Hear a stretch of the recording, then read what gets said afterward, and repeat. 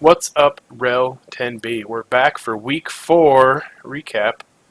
Joining me this week is former Super Bowl champion and excited noisemaker for clips, Loomy. Hey, everybody. And also joining us is your, I'm going to call him rookie, Hindi of the Rats. Evening. So we're here to talk about some rats today and go through the week.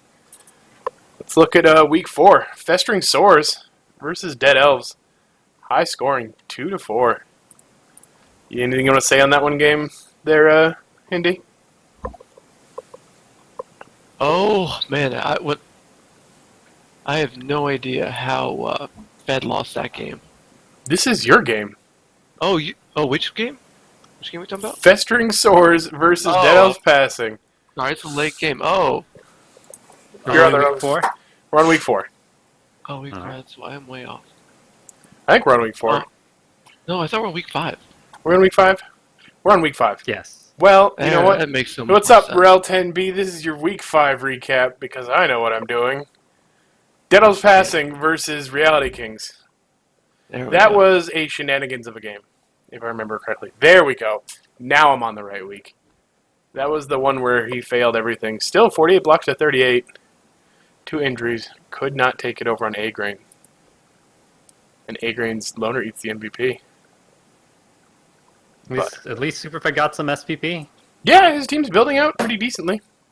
Maybe it will survive long enough for him to suffer more. Yield Guard versus California Love. 1-1. Big MVPs, Dirge and Anaheim, each taking a level up with the MVP, which is great. But let's look at the game here. 55 blocks, 2 injuries, 5 KOs versus 33 blocks, 3 injuries and 3 KOs. It's a good showing from Nocturnal. And California Love certainly got some damage with the lesser amount of blocks. Yeah, well, I think I don't know if Yield Guard has 2 Mighty Blow right now, I think, or 2 Block. I'd have to look. But I know they're not super bashy yet, as is Nurgle starting slow. Then we've got Festering Sores beating out Tolerant Left. Nice level up for you there, Chills. Hindi. Gorgeous level. Huh? Did he Said roll doubles? Gorgeous level. Yes, he did. Oh, see?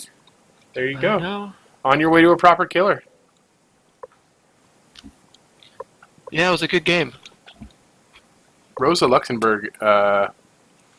Do Amazon Blitzers get access to agility? No.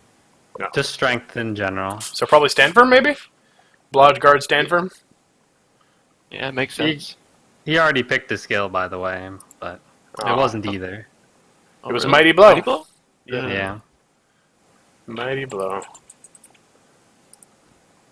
But still, 1 kill inflicted. Who'd you kill? Oh, rookie catcher. And who did he kill some line rats Yep. on your team? Yeah, he got a line rat. 2 line rats, it looks like. One got a strength bust. Swelling, I think? I see 2 kills inflicted.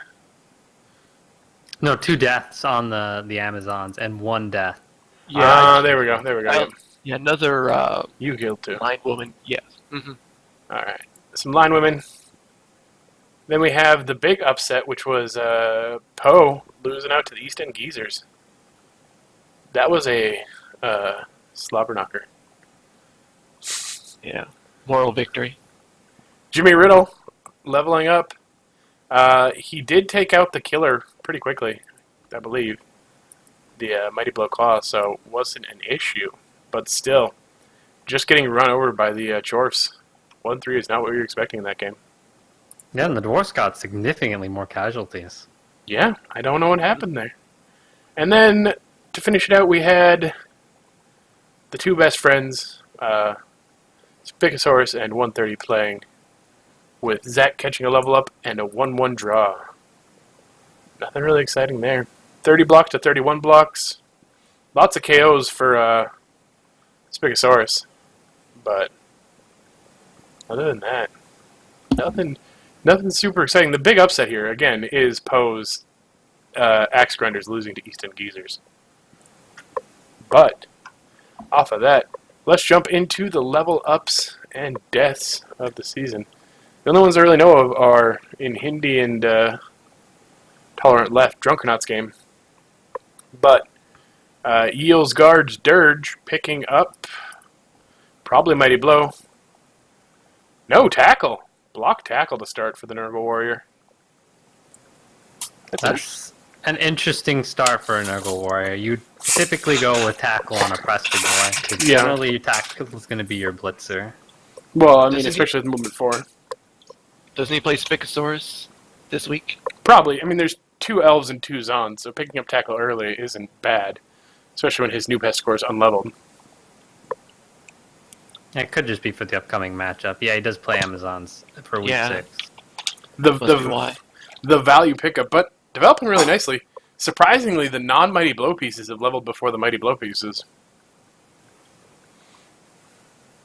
Take that for what you will. Consistency over the extra damage. But team's looking good.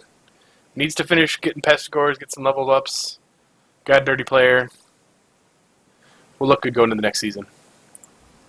Then we have Anaheim for California Love. Hopefully finally got tackle. Yes, I've been claiming for it forever. The Mighty Blow piling on piece in the division with Elves and Amazons finally picked up tackle. Do you still have to play him, Hindi? Oh yes, I play him right after Poe this week. I'm super excited. Ooh.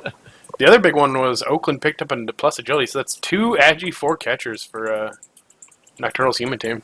Lumi. Ooh. Thoughts and feelings? Yeah, he's got some slow gutter runners, but I mean, for humans, that's really good. Slow gutter runners will catch, Yeah.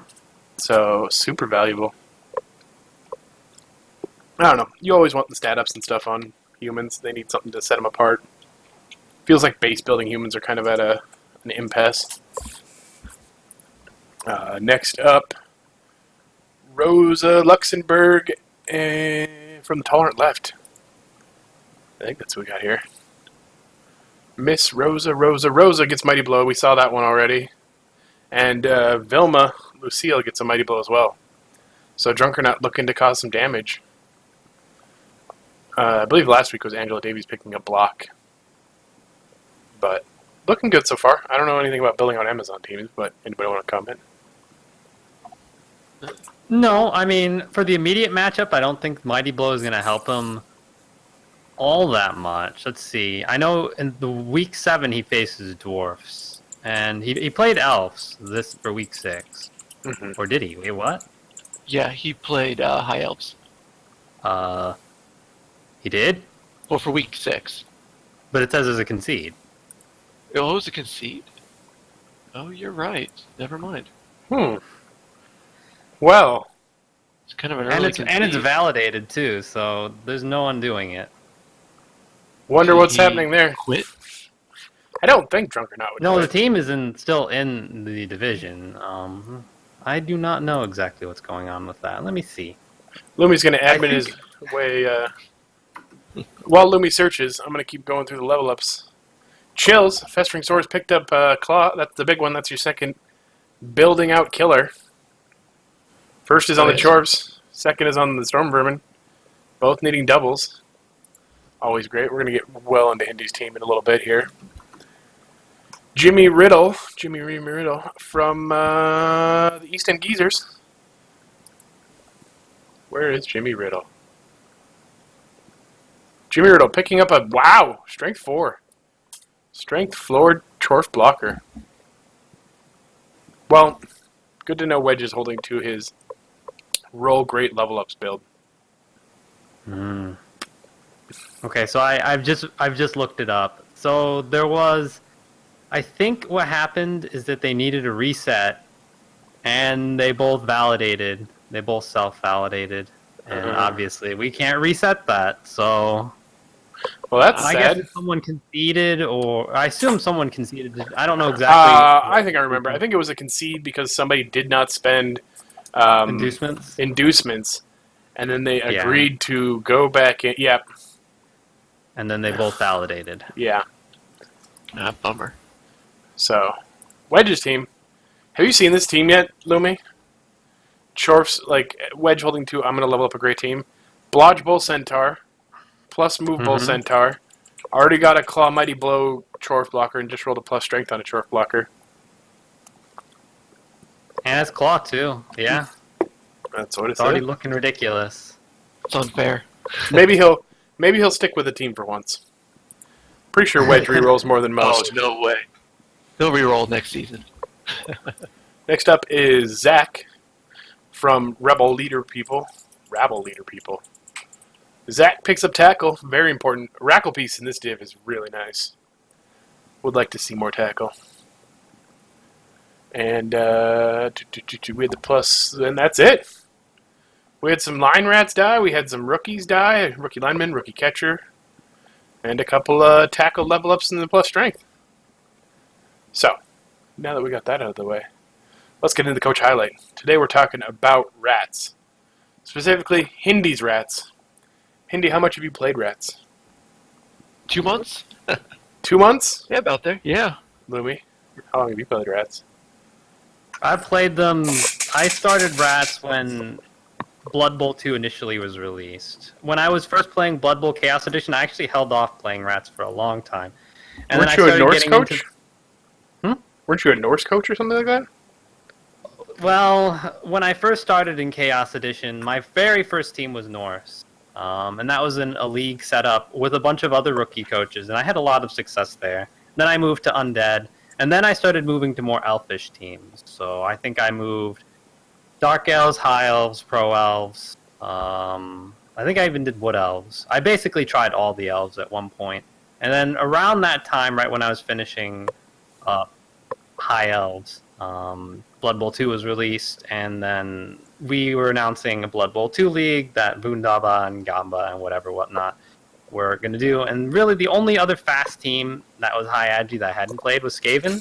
And the impetus at the reason why I did that was not very many people picked Skaven in Season 1. A lot of people thought that the low AV would mean that they would be fairly bad in a perpetual format, which is actually not the case. It ended up being that way. I didn't really have... I thought Skaven had a tendency to explode when I first started. But obviously, if you play them a certain particular way, you can make the team last. I will say you are best at playing them a certain particular way, Lumi. It would be argued you're probably one of our best rat coaches in the league right now. I was actually arguing with Fed earlier about Skaven being the best team in the game right now. It's when they're hot, they're hot. If they have all the tools, they can win. Yeah. The problem is keeping them alive and then having all the tools at the right time in development, which is difficult. So, Lumi, what's your philosophy for keeping rats alive and keeping effective? Because I mean, there's the Golgothan method of stay way back and never fight. There's the NPA method of let's just have unbreakable gutters, both of which I don't think work out for everyone. So, Lumi, for the every ran rat coach in the REL, give me your base on protecting valuable pieces. Okay, so generally I think the most key thing where I found that if I didn't have this, I struggle is a bench. And generally when I'm playing, what you want to try to do, and you want to try to avoid having any positional get blitzed for as many turns as possible. So you have to try to screen off with line rats, and you can do relatively thin screens. My problems with Skaven defense is that Skaven line rats have a tendency to get tied down, and opponents can take advantage of that with high strength, and it's very difficult to establish screens, but you don't want to just simply stand up and keep taking hits, because that will just certainly expose all of your positionals, because the line rats will get removed. So generally my approach is you kind of have to keep the line rats alive, and you want to have the focus on them as much as possible. I will say, I picked that up from your playbook, is always start dodging line rats out at the end and don't stand them up at first. So I used to just stand line rats up and then they die, and now I hold off till the end to start dodging them out. Mm-hmm. Yeah, actually, when I go back and look at my first few games with Skaven, I've certainly evolved from that way. There's been a lot of things that I do differently now. I think the most important thing with Skaven is that you have patience, especially on offense. Largely, you don't need to set up scoring threats on turn 2 or turn 3, you can wait it out. Most important thing is that you keep your valuable players alive. And with Skaven, field position isn't incredibly important on offense, since it's all about how many dice you have to roll to score, rather than how far you have to get up the pitch, like a lot of other teams. So usually what I'd do is I'd sometimes send, like, this comes back from my drop back elf days, where I would send catchers up as scoring threats to go score relatively quickly. And I'd do the same thing with gutters, and that's not how you want to approach it. Or at least that's how I found that was a bad approach. Because that's a great way to get gutters removed, and they are the key for Skaven to win a particular game. Because if you don't have your gutter runners, it's a lot harder to get the ball and move it. So if we're not doing the drop back, send catchers forward, what are we doing, Lumi? Run it, slow run play up the field, and then bolt? Generally, my game plan is to reduce the amount of well, for me, I generally don't like scoring a lot unless I have a more than one touchdown lead. Because if you start scoring a bunch without a one touchdown lead, or like let's say or a 2 touchdown lead, like if you go up 2-0, or if that score will give you a 2 touchdown differential, because if you keep swapping scores, you're going to be giving up a lot of LOS blocks, which means you'll just take a lot more blocks in general. So I found, at least from my personal experience, that the 2-1 grind is relatively important. So generally what I do is I sit back. If my opponent gives me an easy way up, I'll take it. But I'm not going to go up and force it and be in a position where I have to score. I generally try to avoid that unless it's later on in the drive. At least that's my approach. You just screen off your gutters, try to create a running lane. You don't want to set gutters by themselves, because otherwise then they just get hit. And gutters, especially at high TV with all these killers, can get removed very, very easily. I assume at this stage, when killers aren't as apparent, at low TV, it's not going to burn you as hard. But once you start getting up into the higher divs, you have to be very conscious of the hits that you give to your positionals. Very in-depth. Probably one of the best expert opinions we've had so far. Hindi, are you over there taking notes? Oh, hell yeah. Gonna need all this for Saturday.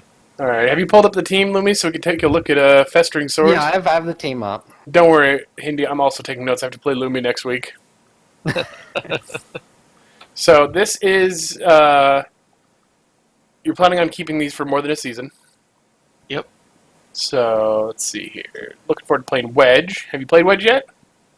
Not this season. You might actually have a chance now that you have the claw piece. Oh, yeah. I gotta get my payback from last season. So, I don't think it's controversial in any way leveling up the Mighty Blow and then the Claw and the Storm Vermins. I usually go 1 Mighty Blow, 1 Tackle, but double Mighty Blow, not bad. And one's already got You're the going to always doubles. take Claw on a double, so... That's a given. And then we get into... I'm going to skip over it, but then we have 3 Blodge, 1 Raj. I usually go 2 Raj, 2 Blodge, but I actually feel like I'm kind of leaning towards the 2 Blodge, 1 Raj anymore. Lumi? I generally like getting 2 wrestlers, because what generally happens is... in my case, when I stick with only 1, if that 1 wrestler dies, then it takes a while to ramp up the other one. I mean, it doesn't take a whole long time, but you're going to be playing 5 or 6 games without a built-out sacker. So generally, like I like to have 2 in the wing, so I always have an option, even if 1 does bite the dust. And that is relatively common, even if you protect them very well. I feel the same. Sackers tend to go in, they have to dive in, and then they expose themselves to hit when they do that. So they're just going to take more hits if you use them. I mean, the threat's nice, but ultimately, if you don't use them, then there isn't a whole lot of point to having a sacker, other than maybe to make your opponent more reserved. True. Agreed. I follow the same process for Chaos Killers, wherein I always keep 1 leveling up, block Mighty Blow, ready to go. So when 1 killer dies, you just bring the next one up. But yeah, we got one wrestler here, 3 Blodgers. Hindi, what are your feelings on that one? You just wanted the 1 sacker? Well, no. So Fatigue, the big hand, was supposed to be Roger, but he was the last one to level. Ah. Speaking of Fatigue, I was going to jump over him, but let's talk about fatigue. Lumi, first doubles on a rudder. Big hand. It's not a On the bad gutter choice. runner, yeah. Big hand. It's not a bad choice, I don't think. I don't think I would have taken it. No, I think two heads is a more versatile first pick. It gives you the option to go still sacker or ball retriever depending on the upcoming levels. When you take big hand, you're forced down this particular path of generally block and generally, like in this case, you're probably going to be looking for an agi up would be pretty good. If you get another double, it'd probably be two heads. Ultimately, I'd see leap down in the near future, so you can leap in to grab the ball. But yeah, I generally like two heads just because of that versatility. They can build into whatever they want to say level. Yeah. Now your big hand is going to get a plus strength. Honestly, that's not completely awful. I mean when that's we kind ever of say what no happened to to Choco. They kind of happened to Choco Chipmunks. So it was on a Blodge player at the time, and I'm like, do I take the double for big hand, or do I actually go plus strength? And I went for plus strength, and if you use it properly, it can be incredibly effective. Because a plus strength 3 gutter runner, a plus strength gutter runner is a very effective ball carrier, and also very secure from a variety of different sacking type teams, like Wood Elves, or a variety of other agility teams. What's your plan for fatigue, Handy? Well, don't feel like you can't contradict Lumi. I try to all the time. Oh, I agree. I took the longest time to figure out, do I want big hand or two heads? I've been bothering Khaleesi about every single day, trying to figure out what is the best plan. And we both agreed that big hand was the best. I like how he has a very specific goal and role right now, whereas with two head, he can kind of go in any single path. Yeah. Does Khaleesi also tell you how to take 4 minutes a turn? Actually, yes, thank you very much. Kind of suck at it, though. And then we got sidestep gutter runner. I always like that. I always have one blood go sidestep right away. And the rest is pretty standard. Somehow your kicker's eaten how many MVPs now? Oh, too damn many. Well, actually, he has 2 touchdowns and 2 MVPs. Wow. Yeah, I only got to play 1 Greenhorn game this season. Oh, okay. The other So 3 some of them were, are... 3 admin decisions. Okay. I think a kicker's necessary on Skaven, in my opinion. So I'm cool with Wrestle keeping them alive. Yeah. Lumi? Kickers are great. Wrestle's okay. It's an okay skill. Ultimately, he's going to get fairly bloaty, but... Turn into another Generally- Gary Friendly? You never know. Possibly, but usually they die well before then, unless you're deliberately trying to protect them like Gary Friendly is protected right now. Oh, Gary no. Friendly. I don't think I've ever had a level 3 line rat on the pastry pass. Or maybe once. Yeah? Bavoti was close to yeah. a line merit. Yeah, well, he was a leader blodge thrower. And I kind of protected him, So he usually, line rats were the first on the totem pole, and then it was Bavoti. Threw him to the meat grinder and just let some asshole kill him. How dare you, Lumi? He survived a lot of deaths If until you had to kill him after I burned the app on Nilla. If you're not following on Handy, I killed it. You had a Good to hear. thrower. You had a thrower when you started, right? Yes, In I the deck? did. Yayo destroyed him, and every single week you'd bring up that I needed to fire him. Well, I'm a firm believer that I start with a thrower, and the moment they die, I don't get another one. Lumi? Throwers? Yes, no?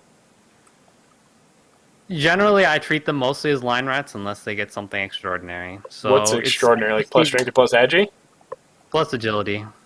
I've gotten a couple plus agility throwers. They're good. They're not as fast as a gutter runner, but they have the sure hands and the pass and the strength 3, so it makes them very, very, very strong. Because their movement 7 is still great. So it's amazing. Any plans to pick up another thrower in the future, Handy? Maybe after this season.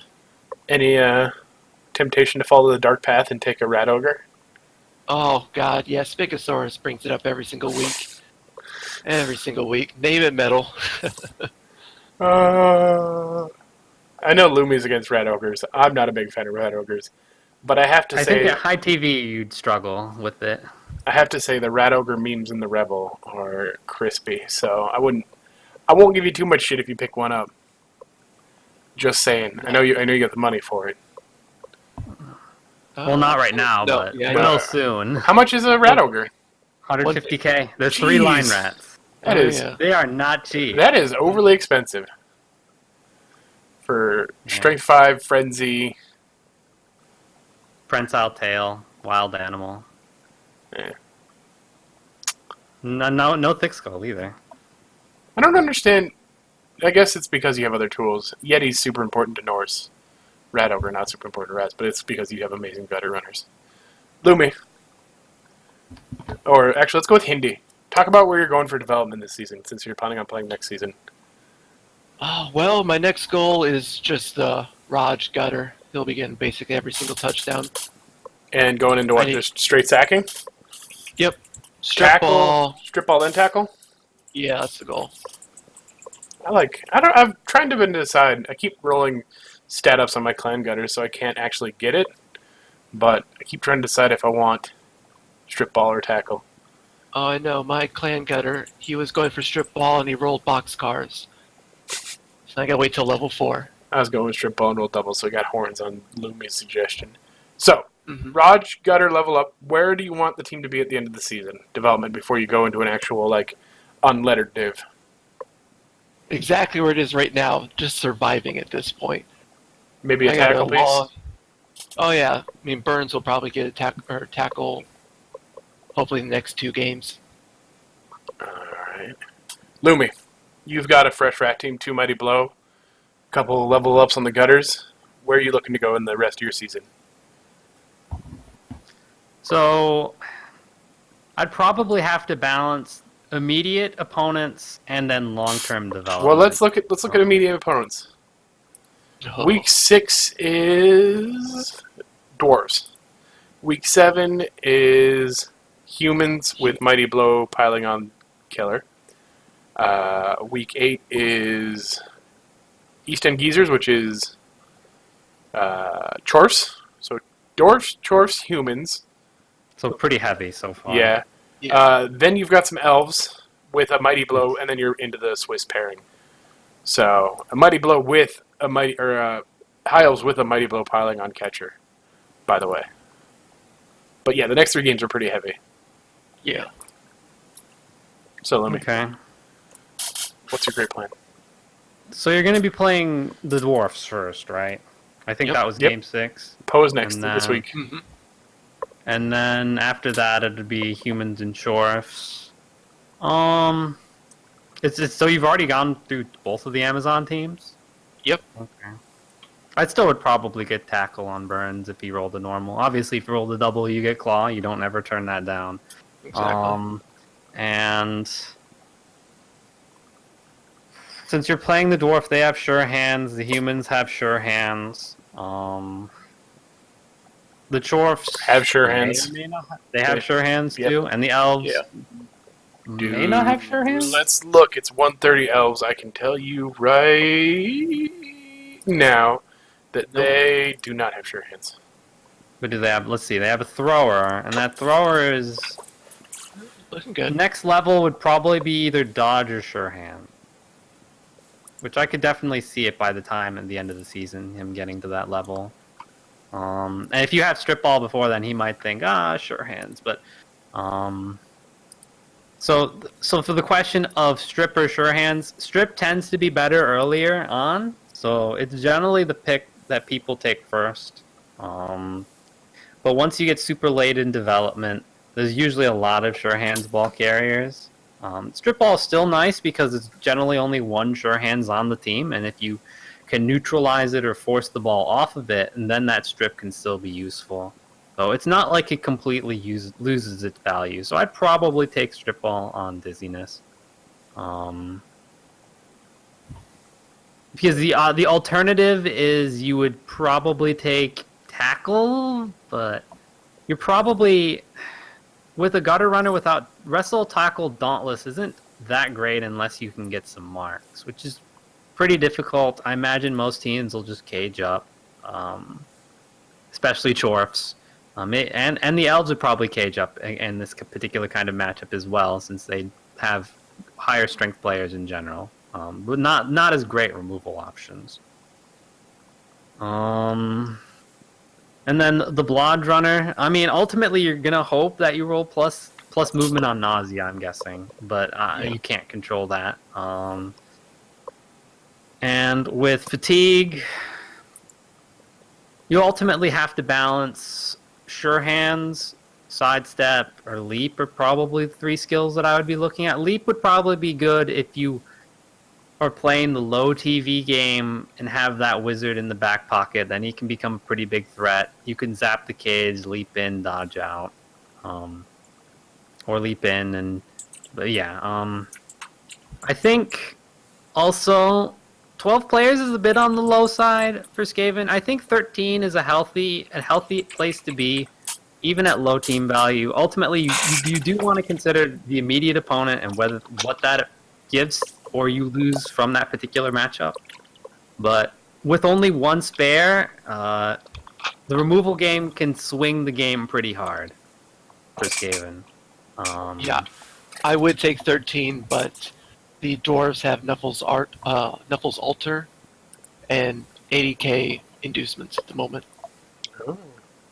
No, really, anything they're getting. If I was that, scary. well, if they have 80k, they're definitely going to get. Who was that one? Raven Pose, Axe Grinders. You thinking about Barrack or the Chainsaw? I bet he takes Chainsaw. Really, because he's planning on being a Barrack for our blast team. Is why I got the altar. Yeah, I think he'll take Barrack. Honestly, the Chainsaw, it's okay. I don't think he has so much tackle that like the Chainsaw's ability to break through dodge is virtually worthless. He'll just blitz with a normal player, like a long beard. I think what Lumi's trying to say is that you should probably take a 13th player. Yeah, let me see what the dwarfs have right now, like how much Mighty Blow they have. Where is this team? That would be the Axe Grinders. Yes, I see. As correct Axe Grinders. Yeah, so the Troll Slayers are fairly well developed. I mean, they don't have tackle, but yeah, he's got a palm already. Plus agility runner with block. And he's really low TV for what he has right now. The only thing is he lacks guard. He's only got 2. And only at 11 players. So if you were to get an extra line rat, let me see what... I don't think there's really a star player that really hurts you that much from the altar. Because he's going to get Barrack for like 10k or something. Something stupidly low. So even that line rat's not going to make a difference in that particular department. Yeah, so let's see. Barrack is 60k. So if you have... Oh, are we playing in his stadium? I assume we are. Yes. You mentioned that. Yeah. That is correct. Yeah, so Grim Ironjaw doesn't really help in this matchup because he's just a strength 4 Troll Slayer, and there's no Mighty Blow. He does have multi-block, but it's not particularly that great. And obviously Zara is just way too expensive. Like Grimjaw and Zara are both just really expensive, and I don't think would be great in this matchup. The other option is he could pick up... I don't think he'd pick up a Death Roller in this circumstance. Because, yeah, you're saying he'll get something like 130k. He's got 80k in inducements now. Yeah. So he'll get 130k. I guess he could get a Wizard if he wants to put in some of his own cash and Barrack. So maybe you'd want to avoid that particular situation. Right now, he'd have to put all of his money to get the Wizard. But if you were to give him 50k, then it would just cost about 30k of his own cash to get Barrack and the Wizard. So I'm not sure. It's really up to you. I think with this Mighty Blow players, I would be fairly scared about going down players, especially if he would get lineup for hits or I end up in a bad spot and end up taking a lot of hits. It could end up really hurting. Really, you would go down players, and you don't want to be in that circumstance because then position will start getting in danger. That was probably more thought put into that decision of buying a lineman or line rat or not than I put into every goddamn Rebel game I played. Exactly. Frickin' robot. So the answer is Lumi would probably get one, but it's up to you. Good to hear. But that's some in-depth analysis. All right, we're gonna do it this week. I think we're gonna stop talking about rats as we get over time here, and we're gonna go into everybody's favorite. I'm gonna play the clip. At least it's my favorite. I don't know if it's everybody's favorite. The excited Lumi game of the week. Lumi, it's your excited noise. What is Lumi's excited game of the week? I'm so excited for this. 2 are already done. 3 left. What are you picking? If you had to watch one 10B game this week, what would you watch? Chorse versus humans? Nurgle versus Amazons? Nurgle versus Amazon sounds incredibly boring. So Doesn't I'd it? Probably go with the other one. Or dwarves versus rats?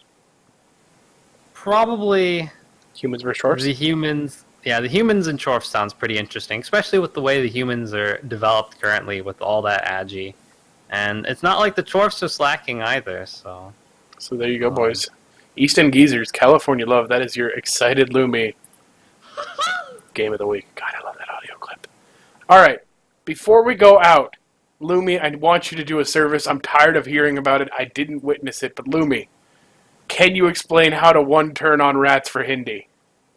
Oh, come on. I was going for SGP, damn it. Lumi, give him the crash course on one turning his rats for everybody. Damn it. So generally when I'm looking to one turn, I mean, it depends how your opponent sets up, but you want to reduce the number of blocks that you do in order to get that one turn. And if you have enough players with the gutter runner, you could do it in simply just 2. And obviously, if you get a quick snap, you can simply just do it in 1. And it's ultimately positioning in such a way that you can take advantage of the quick snap, or you can chain push blitz in such a way that you don't need to push somebody in to like an empty space to then push them into the gutter runner. But that ultimately depends if you have enough players to do that. And with Skaven, it should be fairly straightforward if your opponent doesn't defend for it. If there's ways that you can make chain pushes a lot harder by stacking up near the line. It makes it so that the blocks can be fairly difficult if he guards it up, or if they're plus strength on the LOS, especially if they're stand firm. Then it becomes very, very, very difficult. But yeah, I mean, I don't really have a whole lot to say. A lot of it just comes down to mapping out the chain pushes in such a way that it can move the gutter up. But you have to set up originally to do that. And if you don't do that, then of course it becomes difficult. Hindi, did you think you would get out of this recap without me mentioning it? I was really hoping no one was going to bring that up. All right, boys. That's been your week 5 that I tried to make a week 4 recap. Lumi, thank you so much for coming in and being our Skaven expert. And Hindi, thanks for coming on and talking rats with me. I really appreciate it. Go ahead and say bye to the folks. Yeah, see you guys. Yep. Thank you. Yeah, hopefully we'll see a bunch of the coaches up in the non-lettered divs next season. I know they're all veterans except for Hindi. So Hindi, hopefully we see you up there as well. And I'll catch you all in week 6.